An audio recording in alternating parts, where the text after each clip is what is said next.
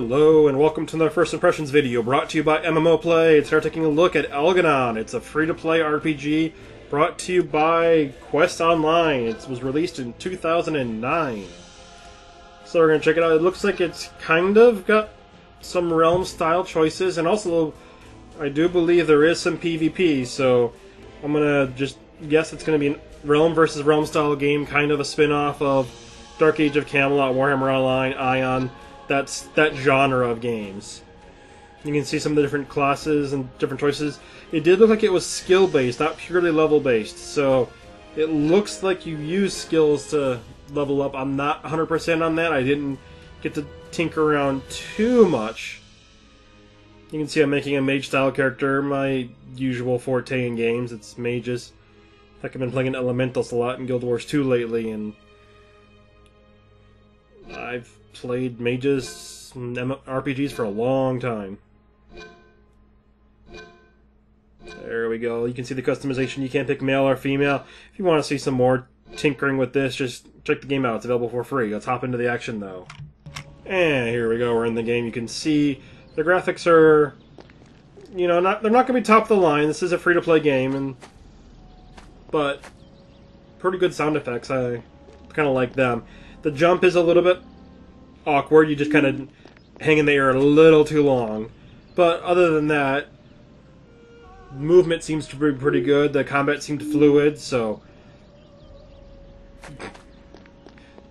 yeah, the jump is a little bit strange. I was noticing it. Also, just a little word of warning, if you jump when you're up against something, it actually will not jump. So just make sure you can back up a little bit before you do that. If you're like trying to get up on top of a ledge, it just does not work. Actually, Guild Wars 2 does the same thing, where if you try to jump along a ledge, sometimes you just won't jump. I wonder if it's a similar graphics engine or something like that. But right now you can see the quest. I'm just wandering around. There we go. That's the quest indicator right there. Knowledge is power. Hail. There is much your death. You can see PvP. She's not going to send me to a PvP zone. What I think it means is invaders could kill her. So that's what makes me think it's an RVR style game, where I think theoretically invaders could come and invade the city and take it over. I'm not 100% sure. It just, I get the impression based on some of this stuff, just playing around with it. It's a fairly popular genre. I mean, Dark Age of Camelot never had huge numbers, like a couple 100,000, maybe 300,000 at peak, but a lot of people look back on that game and like it, me included, and a lot of games have tried to use that concept, and some have done a pretty good job of it. The World vs. World in Guild Wars 2 I've been having a lot of fun with. Running my guild group, we've been running groups up to 12 people, and just playing around, but let's focus on the game at hand here. Where you can see I'm just wandering around doing the quest. I do have a little yellow indicator in the screen. It's not always accurate, don't rely entirely on it, but it does kind of tell you about where to go. But unless you want to see me wandering around the city, I should fast forward it, because I do actually have trouble finding the third NPC. I kind of wander around aimlessly for 5 minutes. We don't want to see that. We want to see a combat. We want to see the fight. It's an RPG.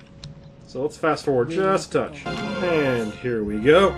You can see I did finish that quest finally, and I went through a little portal, took me to this starting style zone. This is going to be low-level monsters. I never actually learned why they were called mobs. But I'm looking for these little guys. They're going to kill 8 of them. I can hear them squeaking all around me. Those are the ones making the noise. But I just haven't seen them. You can see my map does have those little dots are all like attackable monsters or players or anything else nearby. There we go.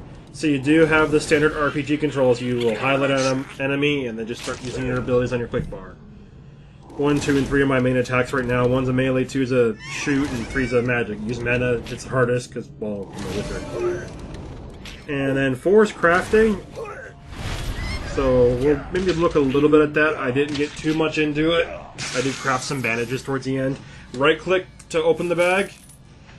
See, right here I was right-clicking twice. That doesn't actually loot. It sounds like it does, but right-click and then click on the individual items. There might be an option for auto-loot. I hope there is, because I'm kind of a fan of that in games.